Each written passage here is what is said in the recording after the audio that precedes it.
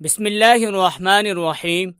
حضرت ابو ہریرہ رضی اللہ تعالی عنہ سے روایت ہے کہ انہوں نے کہا، رسول اکرم صلی اللہ علیہ وسلم نے فرمایا، کیا تم میں سے کوئی عاجز آ گیا ہے کہ وہ اپنی بیوی سے ہر جمعہ جمع کرے؟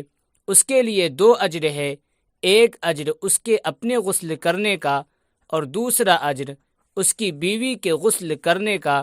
رسول اکرم صلی اللہ علیہ وسلم نے ارشاد فرمایا، جو شخص جمعہ کے دن جنابت کے غسل کی طرح اہتمام کے ساتھ غسل کرتا ہے، پھر پہلی فرصت میں مسجد جاتا ہے، تو گویا اس نے اللہ تعالیٰ کی خوشنودی کے لیے اونٹنی قربان کی۔ جو دوسری فرصت میں مسجد جاتا ہے، گویا اس نے گائے قربان کی۔ جو تیسری فرصت میں مسجد جاتا ہے، گویا اس نے مینڈھا قربان کیا۔ جو چوتھی فرصت میں جاتا ہے، گویا اس نے مرغی قربان کی۔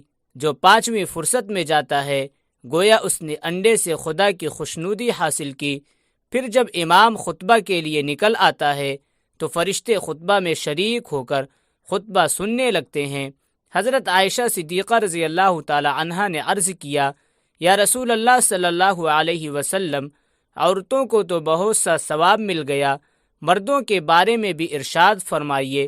یہ سن کر حضور اکرم صلی اللہ علیہ وسلم مسکرائے اور فرمایا، مرد اپنی عورت کا ہاتھ پکڑ کر مانوس کرتا ہے تو اس کے لیے ایک نیکی لکھی جاتی ہے۔ جو مرد پیار سے اپنی عورت کے گلے میں ہاتھ ڈالتا ہے، اس کے حق میں 10 نیکیاں لکھی جاتی ہیں۔ جب وہ عورت سے مباشرت کرتا ہے تو دنیا و ما فیہا سے افضل ہوتا ہے۔ جب غسل کرتا ہے تو بدن کے جس بال پر سے پانی گزرتا ہے، اس کے لیے ہر بال کے بدلے میں ایک نیکی لکھی جاتی ہے، اور ایک گناہ معاف ہو جاتا ہے، اور ایک درجہ بلند کر دیا جاتا ہے۔ اور غسل کرنے کے عوض میں جو چیز دی جاتی ہے وہ دنیا اور ما فیہا سے بہتر ہوتی ہے، اور بے شک اللہ تعالیٰ اس پر فخر کرتا ہے اور فرشتوں سے کہتا ہے کہ میرے بندے کی طرف دیکھو کہ ایسی سرد رات میں غسل جنابت کے لیے اٹھا ہے، اور وہ اس بات پر یقین رکھتا ہے کہ میں اس کا رب ہوں۔ تم اس بات پر گواہ رہو کہ میں نے اس کو بخش دیا۔